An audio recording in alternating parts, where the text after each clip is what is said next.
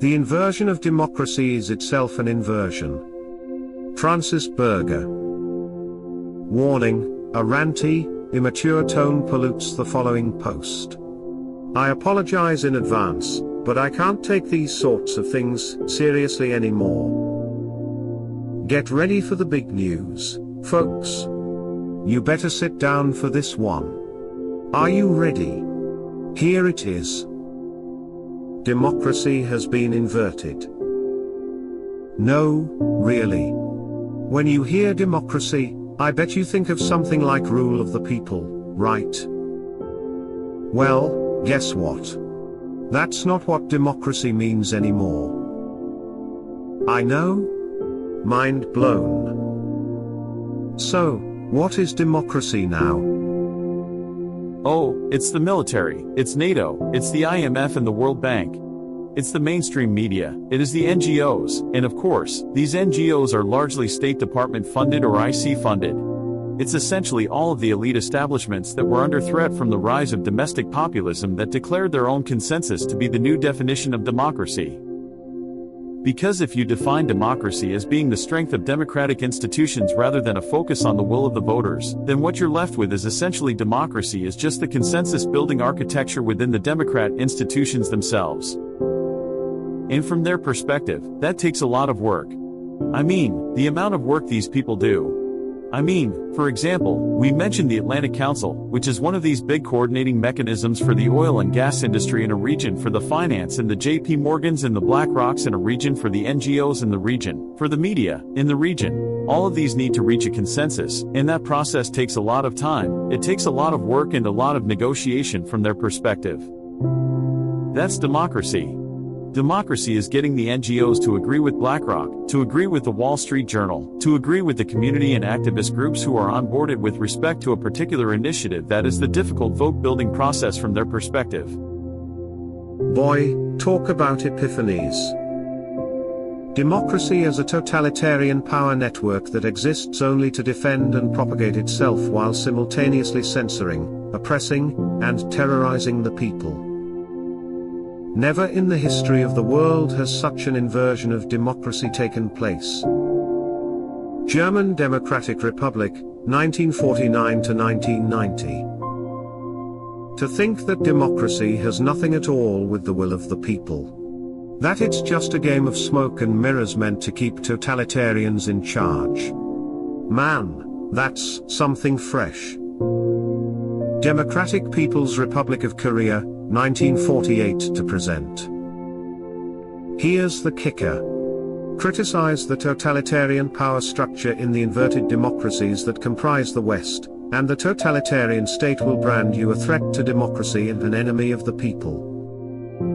And let's be honest, there's nothing more reprehensible than an enemy of the people.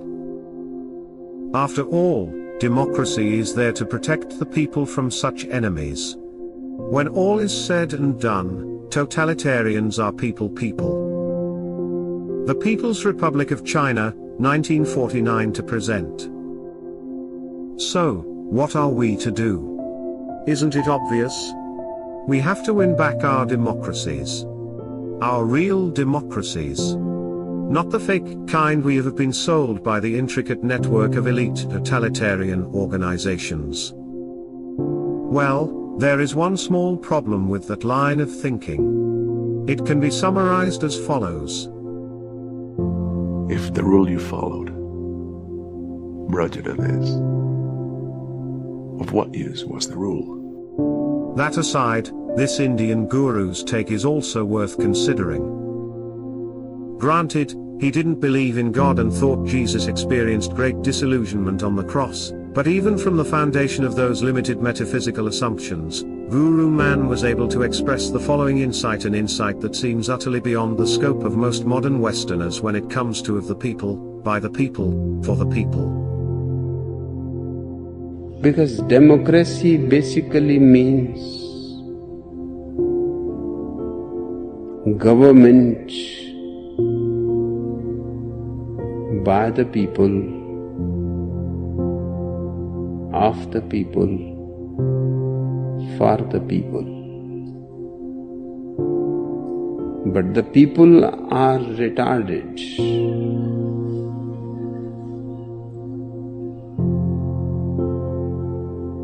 So let us say, government by the retarded, for the retarded,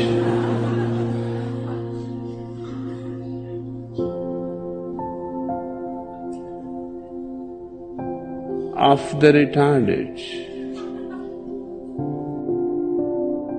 Okay, sure, but we still need to reel democracy back. If we do that, everything will be solved.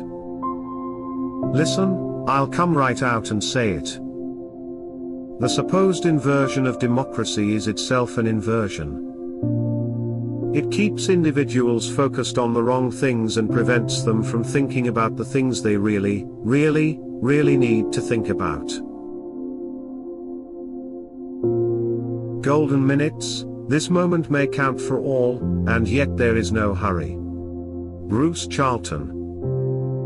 Two things both seem true, although, in a way, they might superficially seem opposite.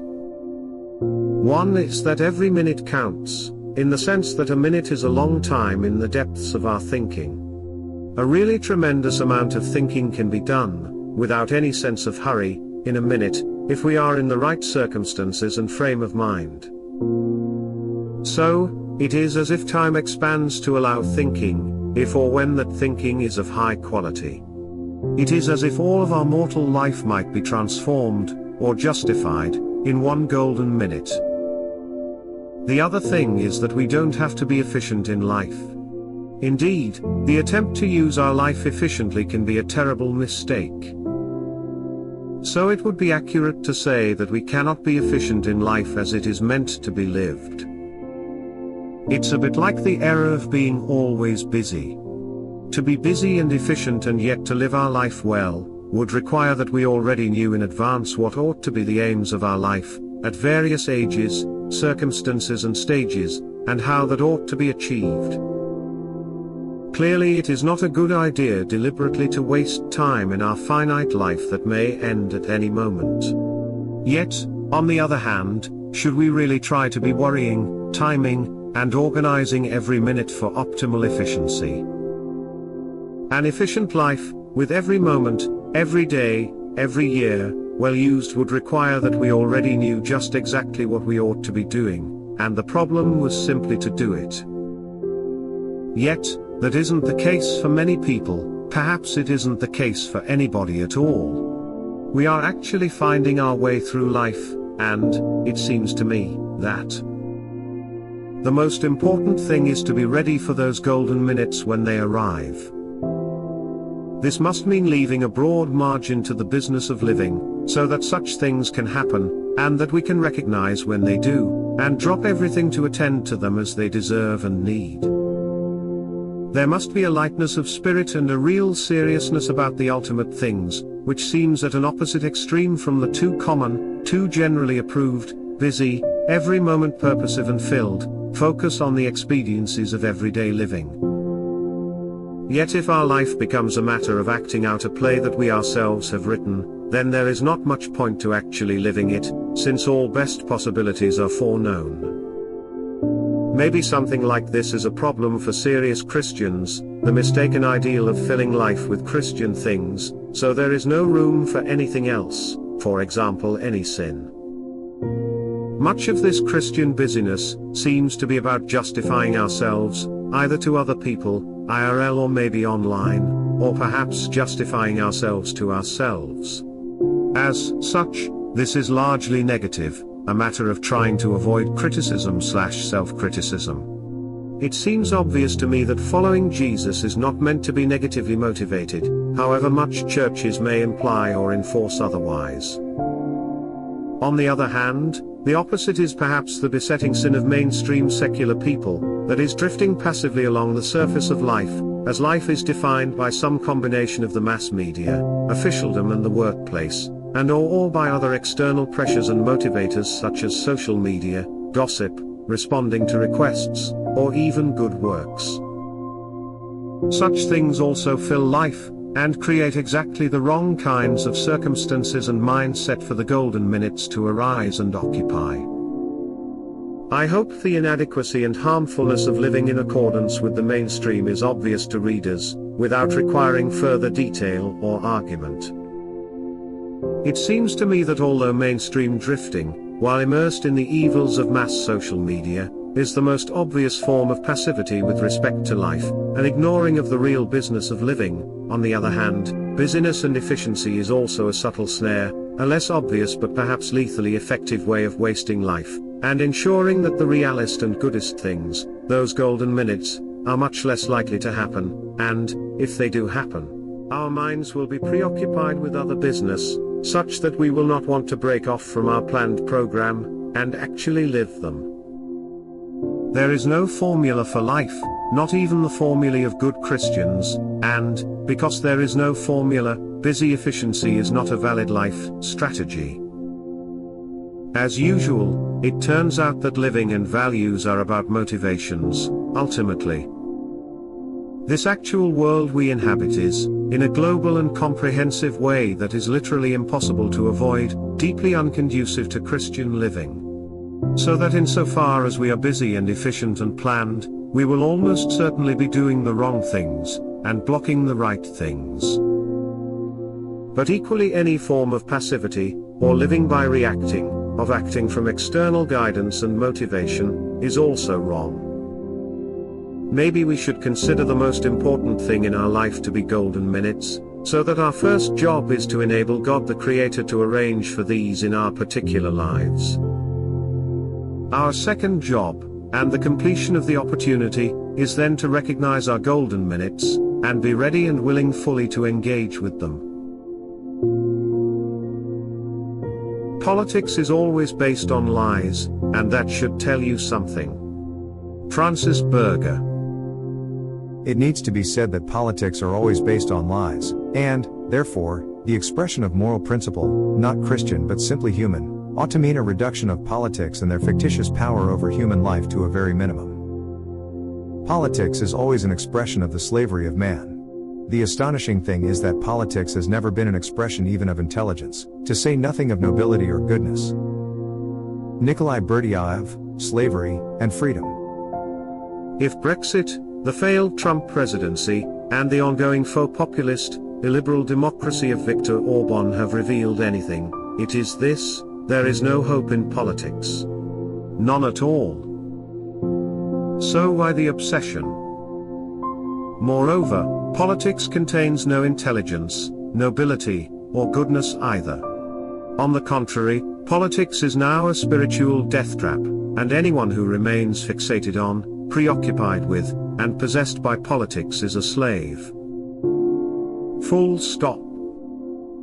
We are far past the point where one can obsess over politics and sincerely claim to be committed to the way, the truth, and the life. Far past the point. Unresurrected men are not perfectible, and there can be no heaven on this earth. Jesus Christ is the only way to eternal love. Bruce Charlton.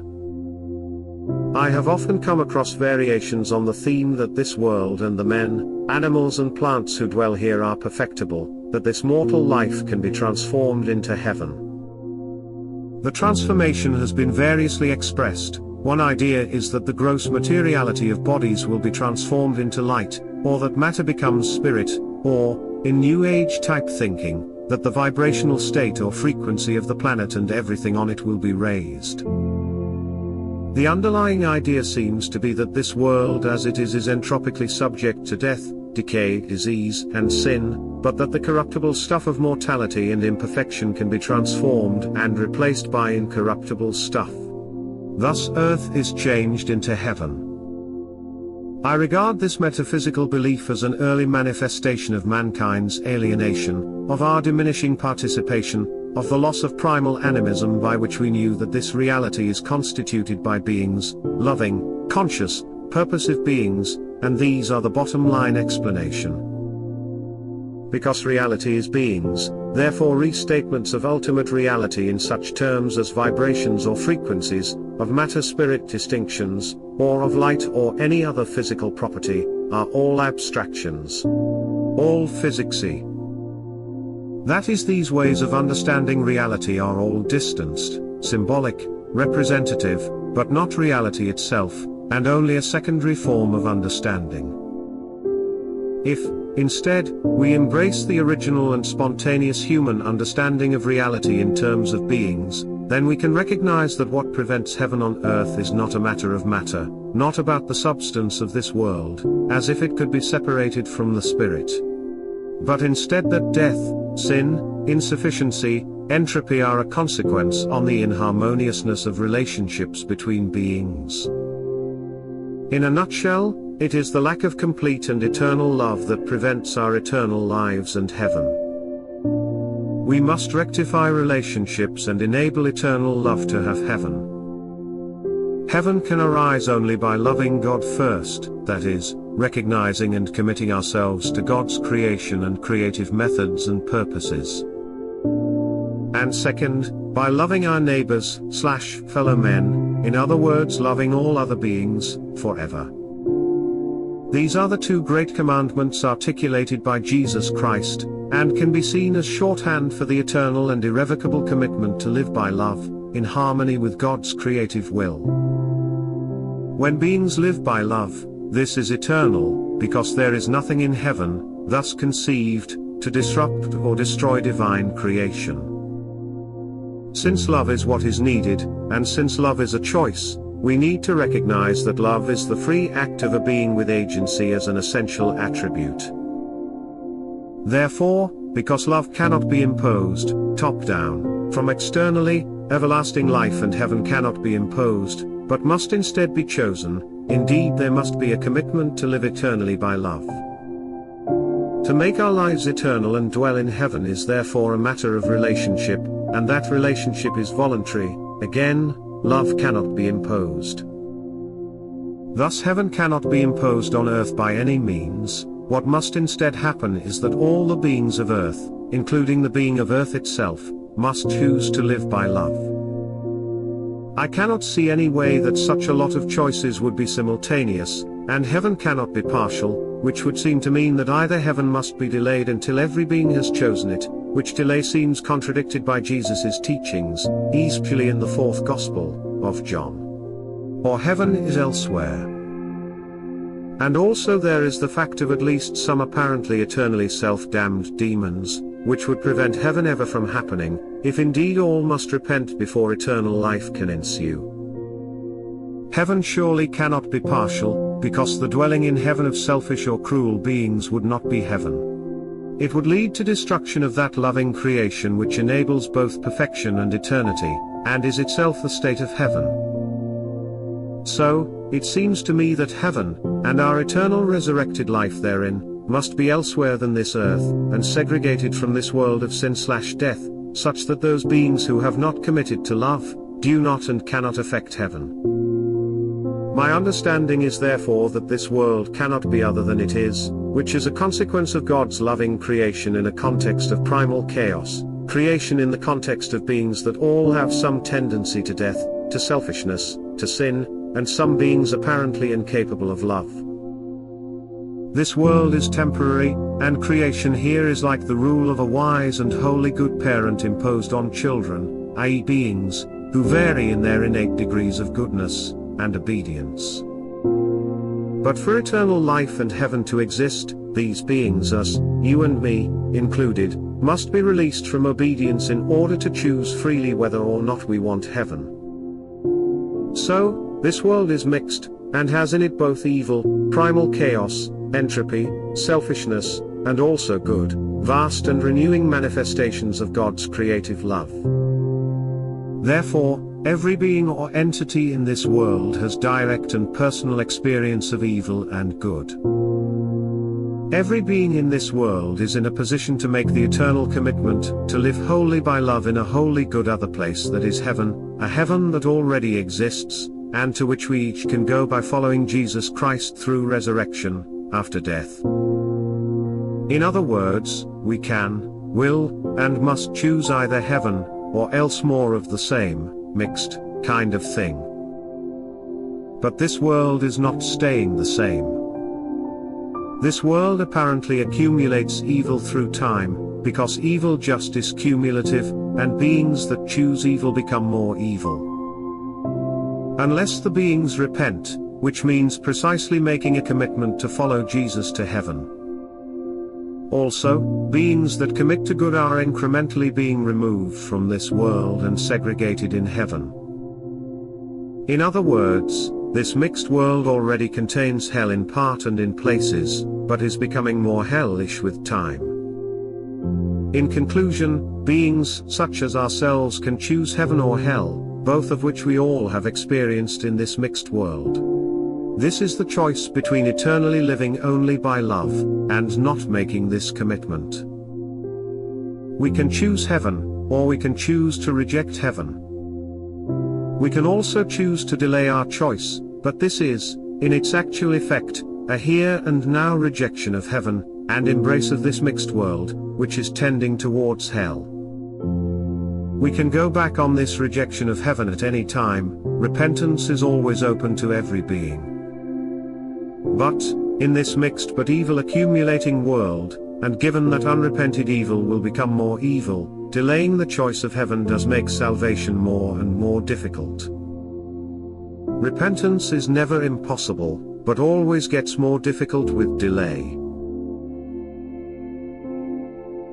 The Conquest of the West. William Wildblood.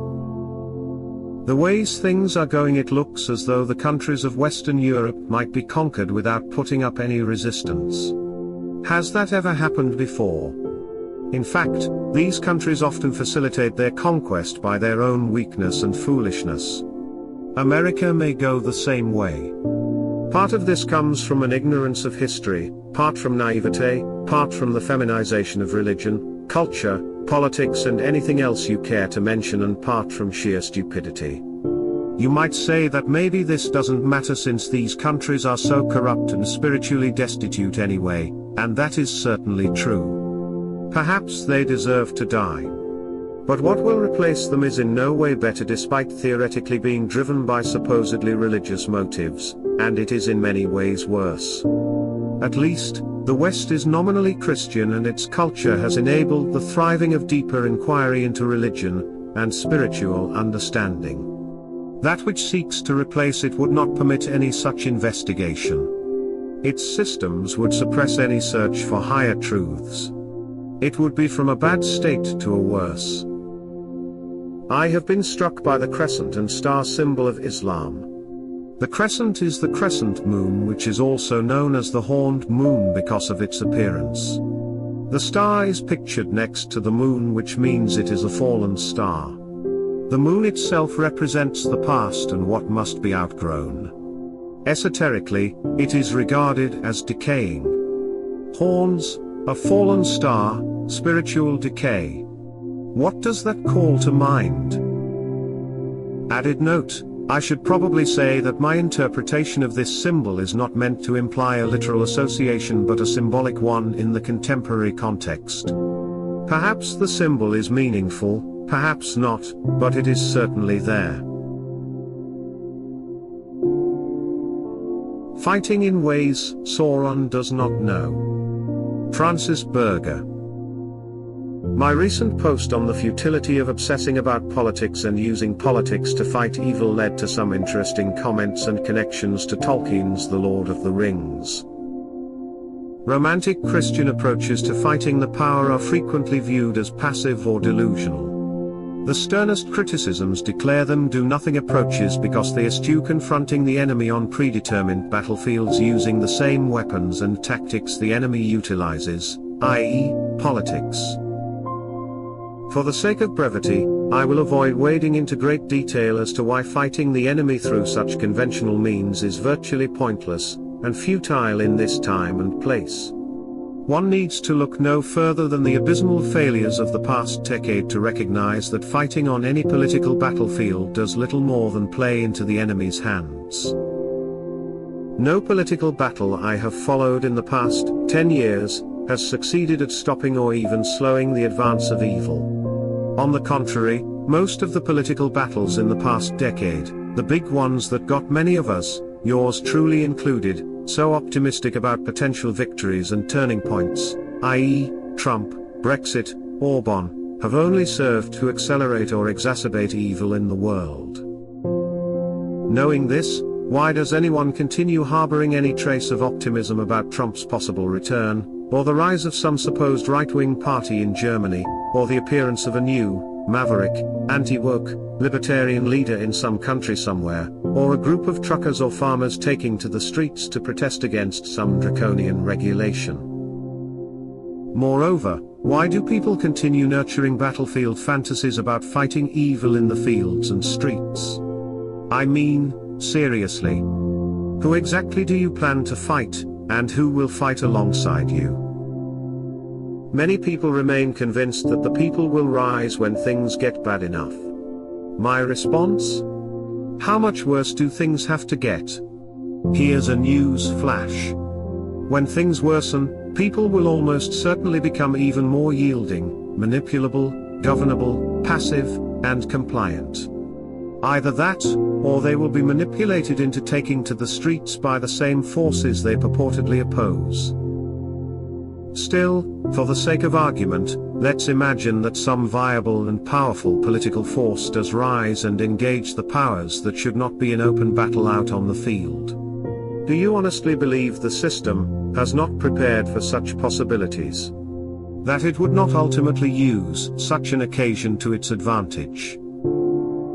That aside, let's go as far as to imagine that this political force engages the enemy in open battle and wins.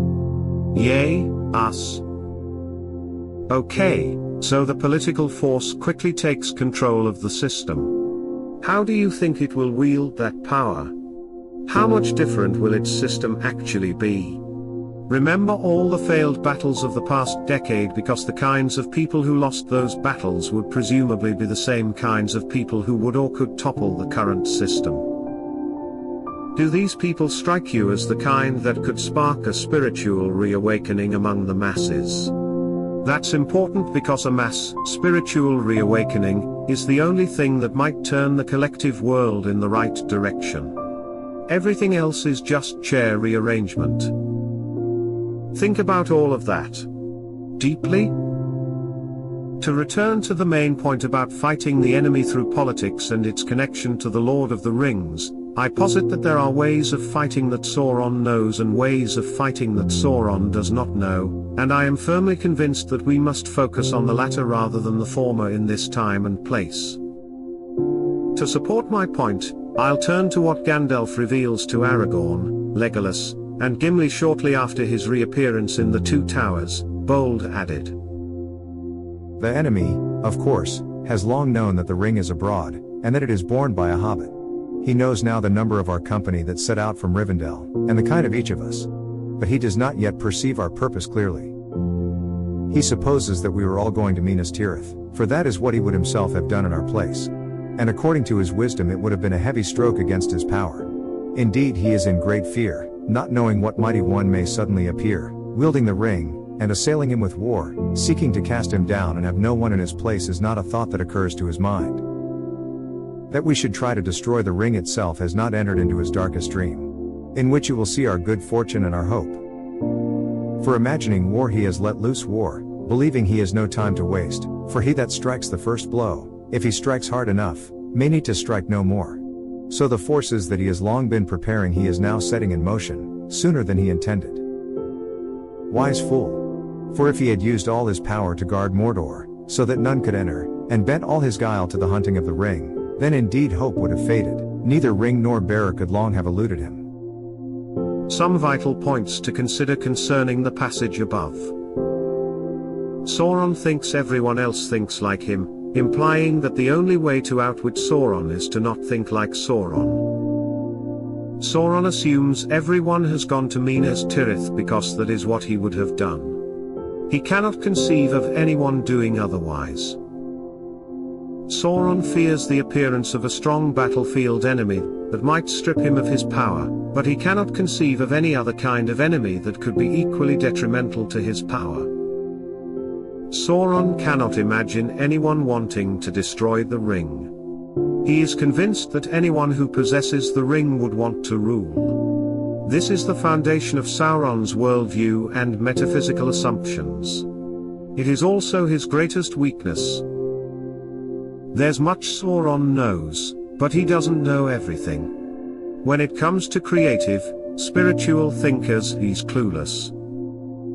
The analogy between the Lord of the Rings and our current situation has limits, but we can draw much wisdom from Tolkien's trilogy.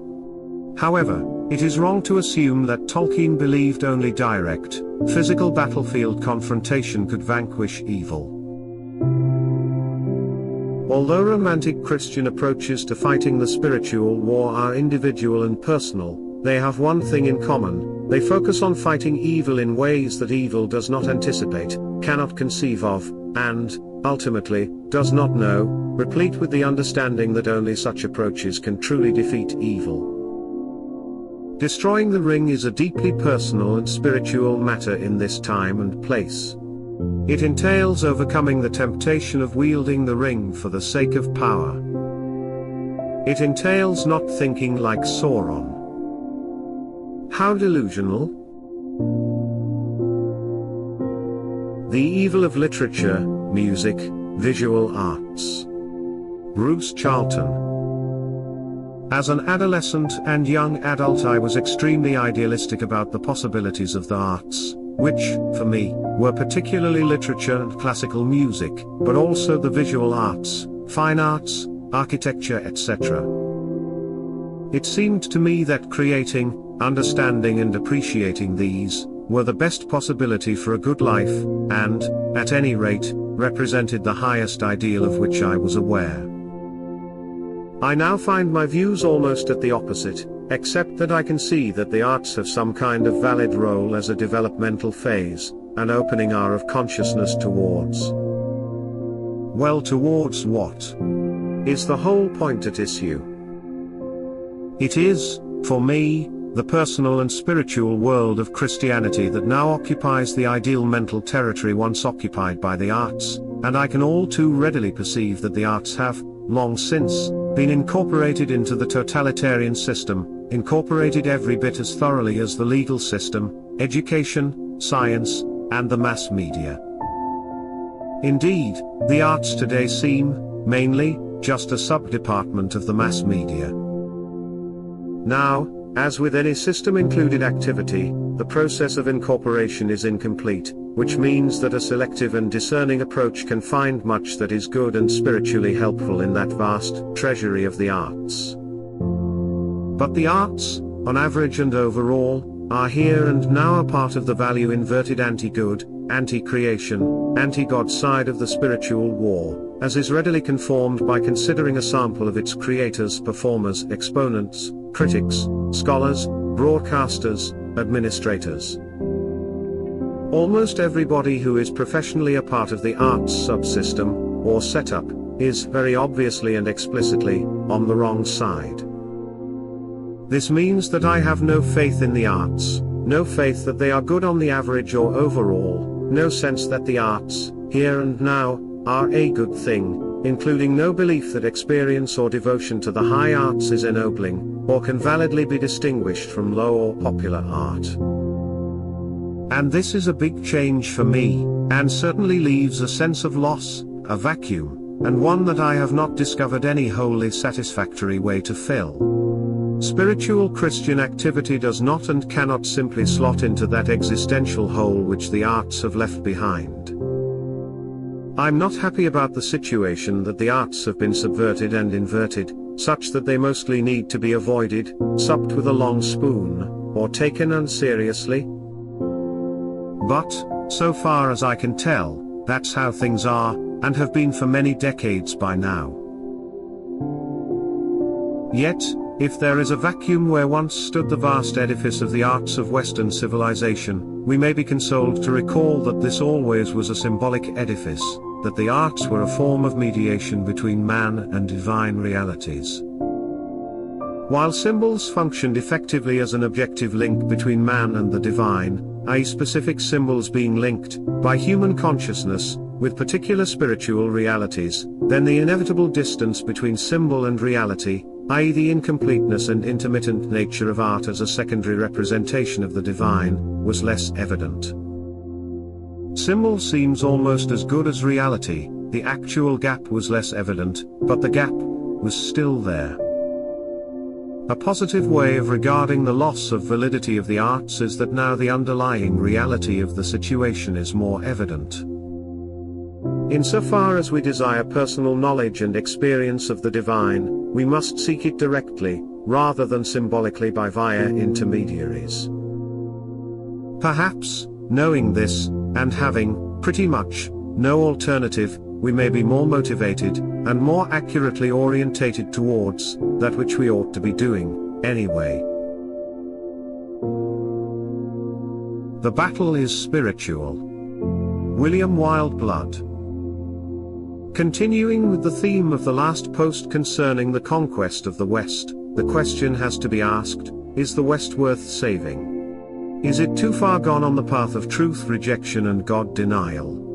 Is it merely suffering the consequences of its apostasy, not merely of Christianity but of recognizing any kind of spiritual reality at all? The saying those whom the gods would destroy they first drive mad can be reversed and become those who go mad are destroyed by the gods.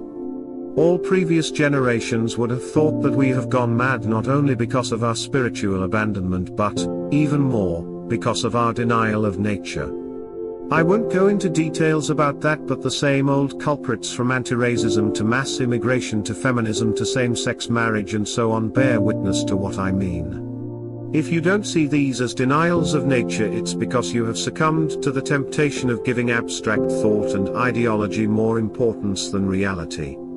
You prefer theory to simple, naked, honest truth. Congratulations, you are an example of someone who has been educated beyond his intellectual capability and led astray by the glamour of thought. You illustrate the point of why certain spiritual teachers of the past preferred pupils who were illiterate and so could not be distracted by theory. I remember a saying from a Taoist text, possibly Lao Tzu, "Great Tao is very straight but the people love byways." You are one of those who has left the straight path and gone down a byway because it looks more superficially attractive. But it leads to death.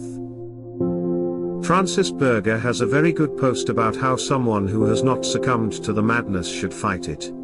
There are three options. Confront it on its own battlefield through politics, ignore it and tend your own garden, or fight it on the spiritual plane, which might sound airy-fairy, and, to be honest, can be, but is actually the only way to confront it now because it is so deeply embedded in contemporary life and culture.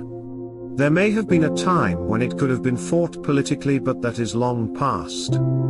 That does not mean those who feel called to do that should not do it, but the fact is they will not win. On the other hand, the attempt to do so will at least invigorate those who see some of the madness and perhaps help them to resist it internally. But, in reality, to fight the enemy on his own terms will just mean that you are drawn into his world.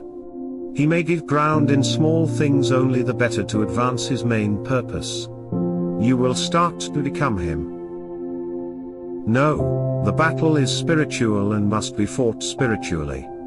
The first thing to do is fight it within yourself.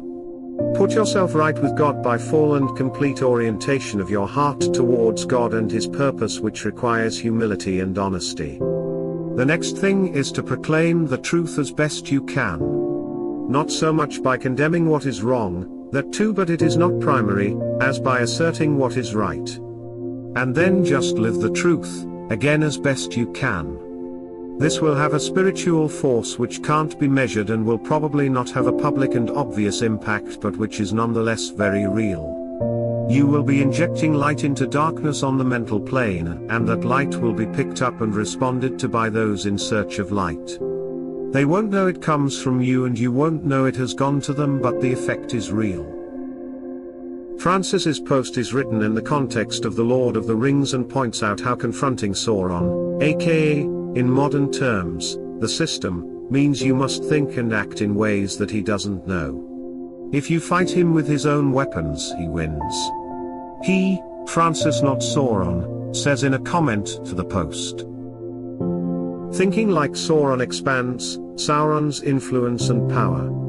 It creates more Sauron. On the flip side, not thinking like Sauron does not imply never confronting the enemy directly, but for goodness sake, if you're going to do it, be creative, intelligent, and spiritual about it. This sums the matter up perfectly and corresponds to Jesus' instruction not to resist evil, a widely misunderstood quote.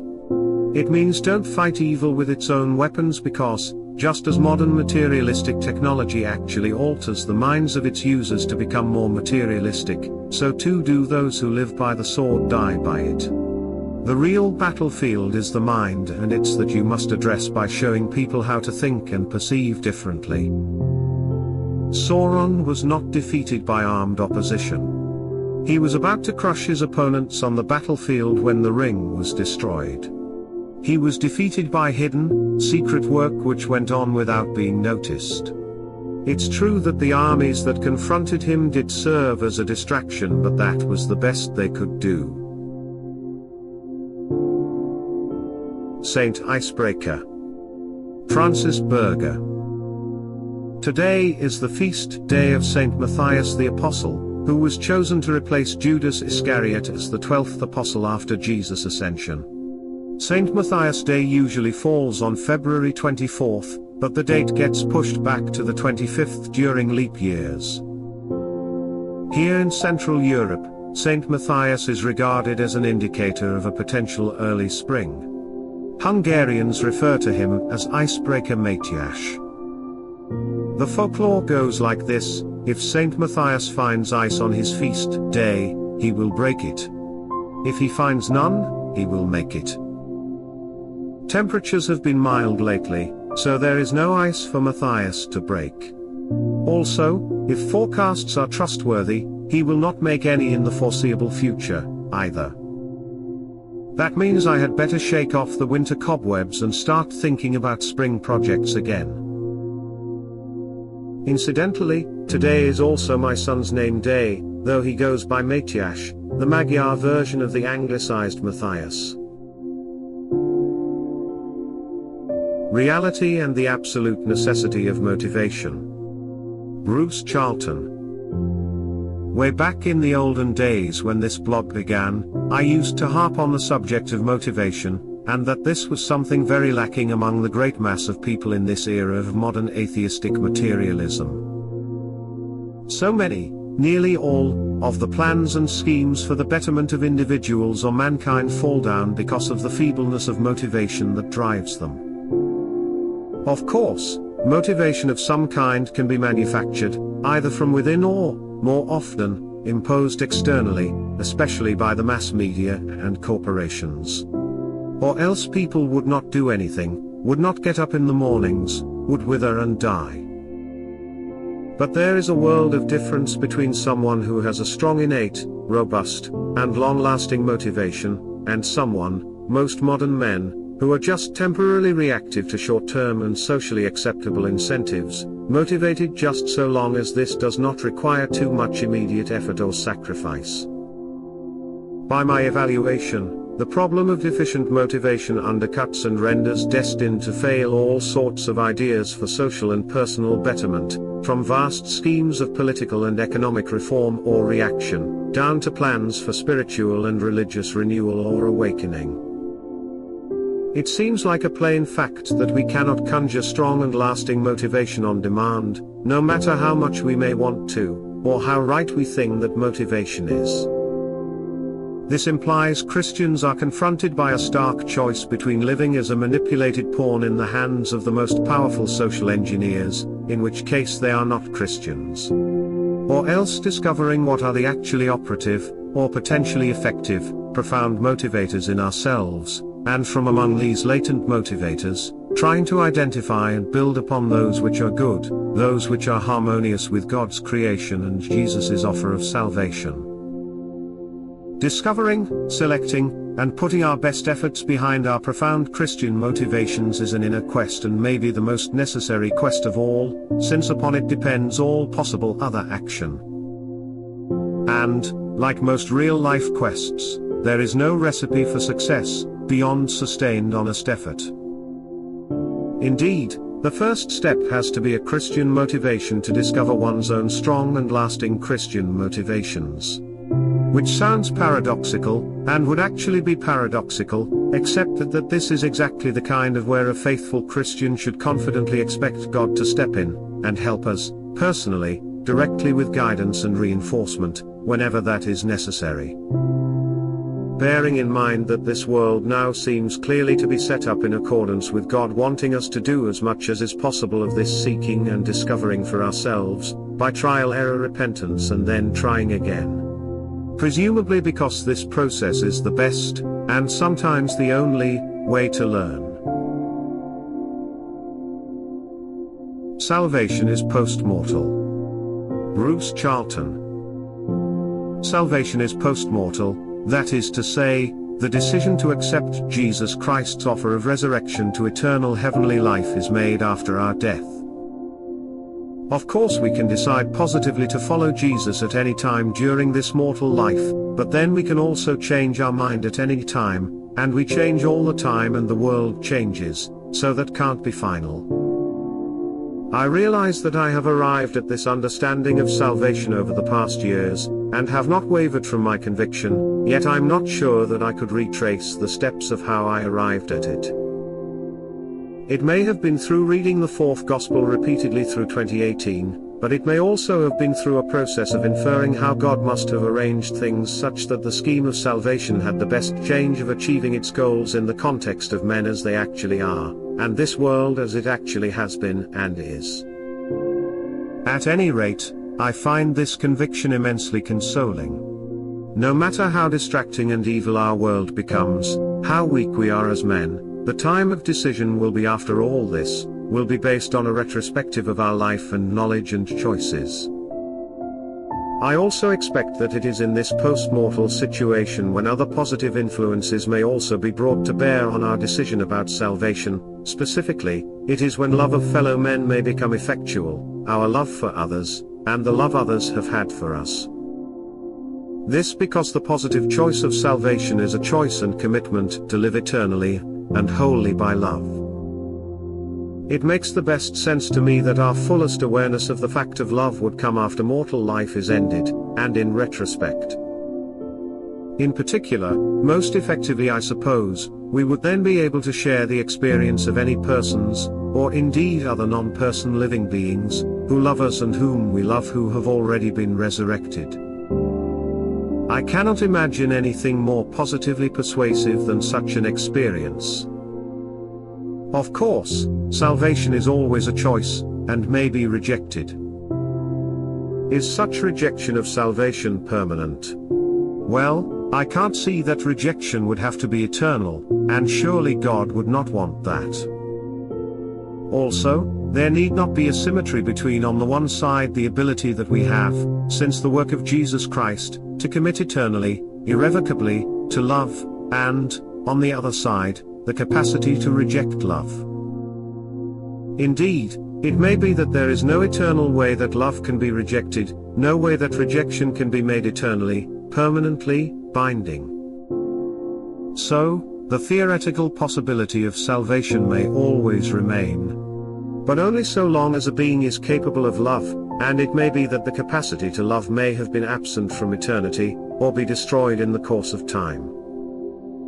But while a constitutional incapacity to love may be inferred from behavior, it cannot be known directly and with certainty, such is the nature of agency. At any rate, it seems clear that anyone who is capable of love and desires salvation can have it, whatever their nature and the circumstances of their past life. The work of Jesus Christ made possible exactly this everlasting state of living by love. The big question is whether or not a being actually wants this, wants it enough to make the eternal commitment. This worldly pride of some Christians. Bruce Charlton. A very serious problem that I see emerging among Christians, in these testing times, is a deadly pride rooted in a division between good versus evil people, and good v evil institutions. By institutions, I include churches, but also every form of organization, corporation and formal group. As this totalitarian world moves ever closer to destruction, if it really were the case that there were good and evil people/institutions/churches, then we could reasonably hope that creative destruction must prevail after a collapse. That seems to be what a lot of this worldly Christians are hoping for. They are hoping that after a collapse they themselves, and those people they regard as good, and all their good institutions, mostly churches, but sometimes another group, will survive, thrive, grow and repopulate the earth. In other words, their optimistic notion is that destructive collapse will clear the decks of evil people/institutions, and afterwards only, or mostly, good people/institutions, implicitly or explicitly good entities such as themselves, their pals or followers, and their particular churches, will be destined and tasked with taking over the world to rebuild civilization. But this is gross and fatal pride at work, because there are no good people, and no good institutions either, not in the way that would be required for such a scheme to be valid. There are at best no essentially good people/institutions, there are only some people/institutions with some good in them and who have also made a commitment to love God and fellow men, and to follow Jesus Christ. The fatal pride is belief in oneself being so essentially good that our goodness is qualitative, set apart, while the evil of others is likewise categorical, such that they can, and should, be discarded. This may be combined with the delusion that some institutions, especially some church or another, just are, or can be made, so essentially and permanently good that the institution can incorporate goodness, such that this incorporated goodness can, and will, be socially implemented and handed on to others. And this can be made to happen with a kind of inevitability that denies both the free agency of men, and the mixed good and evil of all human hearts. Pride is often regarded as the worst of sins, because it is the sin which is most likely to lead to rejection of salvation and the willing embrace of damnation. Perhaps because pride may so easily be overlooked, and perhaps too because actual pride is so often misidentified and regarded as a virtue. For example, as self-respect, confidence, indomitable will, energy, courage. Or materialist optimism gets confused with spiritual hope. At any rate, Christians need to be much more wary than many are, of the danger of pride that results from primarily, this worldly attitude, an attitude that places ourselves and human institutions as the priority, when the reality is that Christ's kingdom is not of this world. Especially in this world ruled by evil entities, and where that evil permeates all political systems, which are now, substantially, one totalitarian political system. None of us are clean of evil, and very few are even mostly good. And all socially integrated institutions including churches have been corrupted to the prevalent evil, such that none are a safe repository of this worldly hope, nor are they a reliable guide to the next world. This does not matter, from a salvation perspective, because Christ came to save sinners, which includes even mostly bad people, in the sense that salvation depends on following Jesus, not on prior or present good behavior. There is no this worldly Christianity in heaven. Francis Berger. Christians need to be much more wary than many are, of the danger of pride that results from primarily, this worldly attitude, an attitude that places ourselves and human institutions as the priority, when the reality is that Christ's kingdom is not of this world. Bruce Charlton, This Worldly Pride of Some Christians. The excerpt above sparked the following thought. The choice to enter heaven after death also depends greatly on a Christian's ability or willingness to let go of this worldly Christianity. Heaven renders this worldly Christianity unnecessary. Heaven is not liberation and salvation in the world but from the world, implying that this worldly Christianity is one of the things we would need to be liberated and saved from after death. What is this worldly Christianity? But IF offers an interesting insight. Full acceptance of the truth of the gospel, consent to its actual realization, would lead to the destruction of the states, civilizations, societies organized according to the laws of this world, to the end of this world which in every way is opposite to the gospel truth. Therefore men and nations have corrected the gospel, filled it with truths of this world which were really pragmatic, because they were false and adapted to falsehood. The inability of this worldly Christianity to realize gospel truth is not a denigration of this worldly Christianity. On the contrary, it serves as a reminder that there are clear and definite limits to this worldly Christianity, limits we must be able to recognize and acknowledge when the time comes. Whatever benefits, if any, we may have derived from this worldly Christianity will have served their purposes and will no longer be needed. This world was not created for the actual realization of gospel truth. The realization of gospel truth required heaven, the second creation of Jesus. Heaven is not and cannot be organized according to the laws of this world. As such, it cannot support anything that insists on being organized or committed to the laws and truths of this world. The laws and truths of this world, pragmatic though they may be, have no place in heaven. The same applies to the laws and truths of this worldly Christianity. Is there free energy? Are there perpetual motion machines? Yes. I'm one, and so are you. Bruce Charlton. I suddenly had this thought in the bath, where else? That there have always been way out / crazy theories and claims concerning the existence of free energy, unlimited energy for no thermodynamic cost, and also claims to have discovered or invented a perpetual motion machine.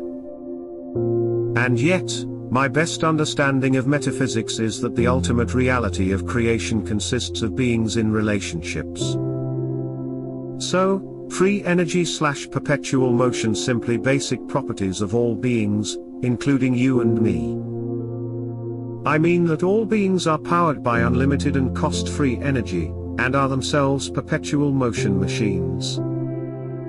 When beings are known as the primary units of ultimate reality, beings are alive, conscious, self-sustaining, eternal, then of course we, have properties that include an infinitely renewable free energy.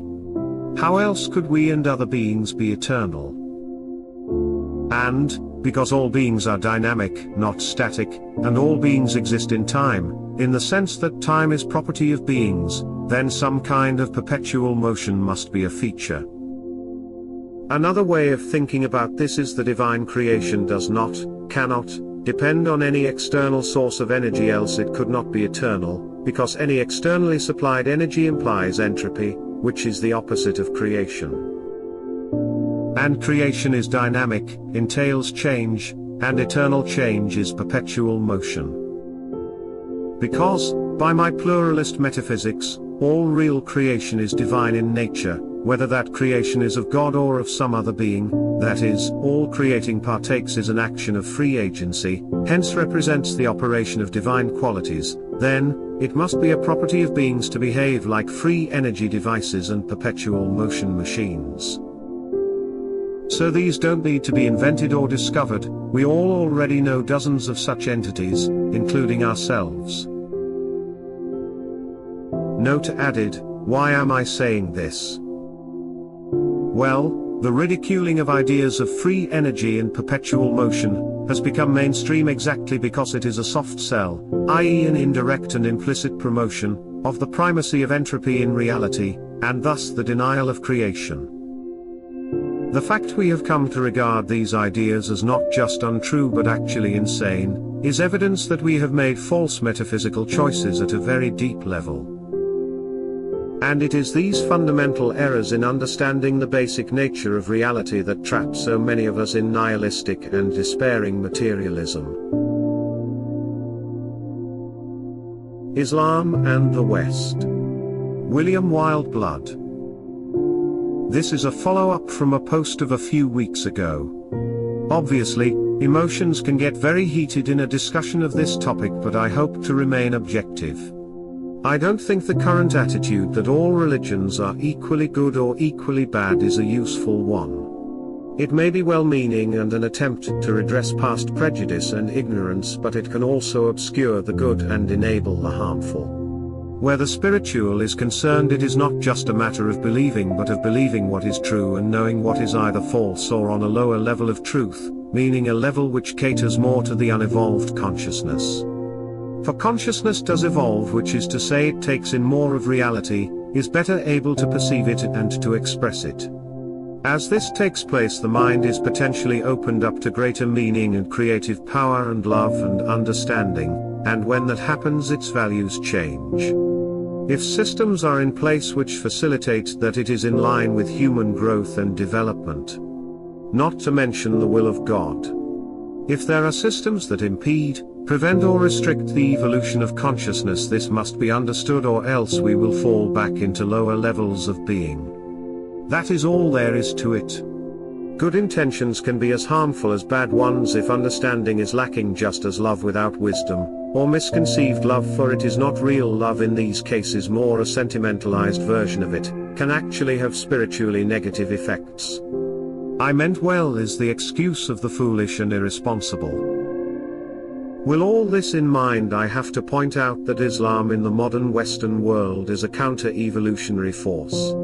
It is all very well to point to the spiritual decadence of the West, and I would be among the first to do so. That decadence is destroying our civilization, but we have to go forwards in line with the growth in consciousness, and Islam is only suitable for a pre-rational stage of consciousness, and that is looking at it in its best light. We can say that Islam has not succumbed to the absurdities that modern despiritualized Christianity has, but that, in part, is because it has remained primitive and not evolved. The modern West has evolved but lost its spiritual center in the process. Islam has retained its religious focus but is resistant to evolution. Both are wrong, and neither is a remedy for the other. When Muslims emigrate to the West, it is because they seek a better life, materially speaking. But so many of them then seem to want to change the West to accommodate the ways of Islam, failing to see that this would just make the West like the countries they left. To understand this religion and see why it is spiritually damaging in the modern age, one has to go back to its roots. We might then perceive that it is not an intolerant, violent, oppressive doctrine because of misunderstanding of its core teachings. The core teachings are intolerant, violent, and oppressive. Of course, sometimes intolerance is good if what you do not tolerate is evil, but what Islam does not tolerate is anything other than Islam. That is a plain fact which we cannot avoid. Obviously, there are many good, decent Muslims, but that is because they are human beings and God is in all human beings. But while there may be moderate Muslims, there is no moderate Islam. Islam means submission and demands that everything submit to it, and its adherents are under the obligation to enforce that rule. You cannot coexist with Islam, for it will always seek to overcome you when it can, and this is because it is not just a religion, but a totalitarian political ideology. I am writing this because I live in London, a city with a Muslim mayor and a Muslim population that has now grown to 15%. That has been very apparent recently, and many voices have been raised warning that we are sleepwalking into a massive problem. Often these voices are dismissed as spreading hate, and, even though that is just a cynical attempt to shame critics into silence, one has to be careful to avoid unfounded prejudice and make sure one's real motivation is to awaken people to reality. Modern Westerners know little of their own history and do not understand Islam. I don't dispute that it has many qualities. Remembrance of God, or some kind of deity, not a particularly evolved concept because it is limited by the limited spiritual capacity of the religion's originator, who was clearly no Buddha or Krishna, never mind Jesus. Focus on prayer, pilgrimage and fasting, all of which are valuable spiritual exercises. But you can never get away from the fact that it was founded on violence and spread by conquest. It does not tolerate rivals. Western civilization is clearly on the way out. In its present form it doesn't deserve to survive because it has turned its back on God. It has therefore become a blot on the face of the earth. But a civilization is made up of individuals, and many are caught up in the present cultural devastation with no guidance of a better way. That guidance does exist, but now you have to look for it, and when you find it you will place yourself outside cultural norms, or you will if you then follow it properly. At the same time, there are many false answers to the present problems, and Islam is one of them. For West certainly. It may have had a purpose for a particular place and time, but that place is not here, and that time is not now. Let those looking for a way forward out of the darkness of the present time know that Christ remains the light of the world. He is the only thing in this temporal zone that truly speaks of eternity. The globalist totalitarian system is collapsing into chaos. Pros and cons. Bruce Charlton. I am continually surprised at how few people seem to have noticed that the globalist totalitarian system, which, just about 4 years ago looked to be just a few steps away from its goal of population omni-surveillance and total control, is much weaker and less complete now than it was at the height of the Birdemic, those months when they were so hyper-confident as to reveal the fine print of their Great Reset plans. It's not that they have given up on the plans, obviously not. The plans continue as before. It's just that the system is perceptibly and incrementally self-destructing on so many fronts, that it seems just a matter of time before positive feedback sets in and rapid system collapse eventuates. And I mean, collapses without any outside intervention. Just as people in general seem to have learned little or nothing from the Birdemic peck, or from the suicidal insanity of anti-racism, so those who dissent from or oppose the system seem not to have noticed the qualitative difference between the world here and now, and that of 2020. Although it is still far from dead, and many indeed have a considerable while to run, since nobody understands or can predict the robustness of this unprecedented world, I venture to say that the system is irrevocably ending, and totalitarian globalism should not be regarded as the major problem over the medium to long term. What is increasing is chaos, and chaos is, obviously, dysfunctional, so that the negative aspects of system failure and collapse will be exacerbated and accelerated by the deliberate, actively destructive evil of chaos. More explicitly, the big problem already and from now is not that the world shall be locked down into a permanent black iron prison, created from the empire that never ended, but that the horsemen of the apocalypse will return in force. Looking at the Western leadership class, I see no sign that they are overall working towards implementing a Big Brother/Brave New World dystopia, but instead I see the evidence of spiteful, destructive, i.e. sorothic, evil that delights in human terror, despair, disease, starvation, violence, misery and death. Delights, indeed, in destroying animals, plants, the soil and the waters. Not in exploiting these for greed or to enhance power, but in destroying them for the sake of the pleasure that destruction brings.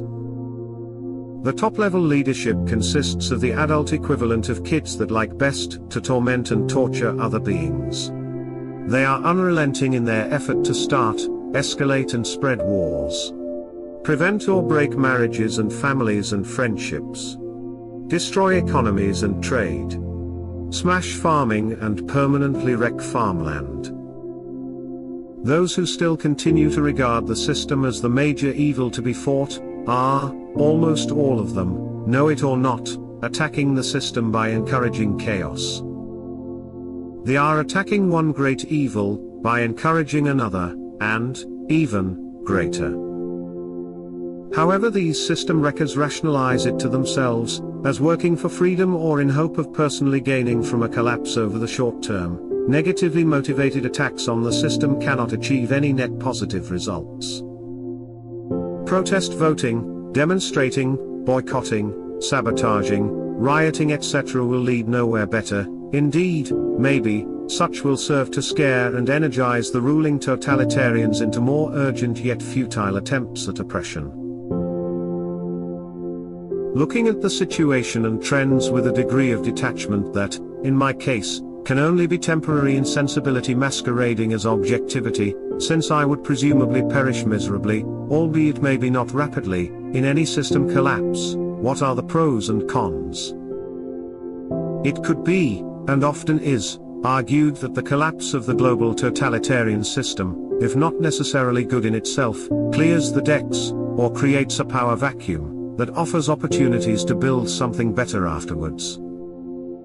Indeed, this fantasy of a fresh start, whether explicit or implicit, seems to be pretty common, but I regard it as a kind of Pollyanna unreality, optimism without reason. It seems clear to me that genuine, overall good only comes from good motivations, and not from a combination or compromise between evils. And it is the absence of real and strong good motivations that prevails in the West, and that will ensure that we here will not see good outcomes from the collapse of totalitarianism. In theory, system collapse would allow residual good to establish, grow and thrive, but that assumes such good motivation both exists and is strong enough to overcome this worldly temptations. A situation that I see no evidence for, although I remain on the lookout. In sum, the pros of system collapse are weakly theoretical, while the cons seem inevitable, which means that, as things stand, culturally in the West, we are in a lose-lose situation. And therefore reliant for valid hope upon the personal not the social, and the spiritual not the material, like it, or like it not. Nationalism versus globalism. Merely totalitarianism versus chaotic evil. Bruce Charlton. At present, it seems that there are no primarily Christian nations in the world. With the probable exception of the Fire Nation, but none in the West. Therefore, all nationalism is evil, as are all secular polities. In other words, the only good nationalism is one that is secondary to Christianity. Which means that the nationalism must function within Christian priorities and a Christian framework. In other words, to be good, nationalism must be part of a Christian theocracy. Yet, I believe that a Christian theocracy is not desirable in the West, as well as being in practice almost certainly impossible. This undesirability/impossibility of Western theocracy is for reasons I have discussed ad nauseum on this blog, to do with the changed nature of Western consciousness, that is changed motivations, a changed mode of thinking, a changed relationship to divine reality etc. Western people don't want it, cannot be made to want it, will not choose it, and would not tolerate it if it were imposed. So that the result of trying to impose theocracy would not be a Christian society, but merely secular totalitarianism using Christianized language and excuses. In the Western world now, the nationalists are would-be totalitarian bureaucrats, exponents of harmonic evil, whether they espouse Christian values or not. The nationalists oppose the globalists who are sorothic agents of spitefully destructive evil. And that is the choice within the political arena. A choice between variants of the dominant globalist destroyers, or a backlash of nationalist totalitarians. There are no good choices available. Disillusion is not wisdom, because disillusion, as the name implies, is a double negative, not a positive, value, and good comes only from a positive affiliation to God and divine creation. At present I perceive increasing numbers of disillusioned totalitarian bureaucrats among the national leadership class, people who have noticed that their work for totalitarian New World Order is being destroyed by strategic chaos imposed by the dominating multinational globalists. So we are getting, and indeed have been getting, since around the millennium, some of the more intelligent and insightful adherents of totalitarian harmonic evil embracing a nationalist agenda to some extent.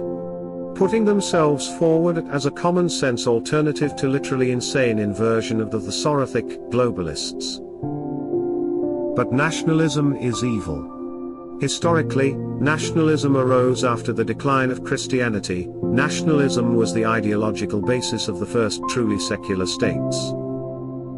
What the globalists call the far right, or populist right, often tacitly supported by a majority of Western population, are actually local totalitarians, those who want to have what they regard as a strong, productive, efficient nation, more like the Western societies of the middle 20th century.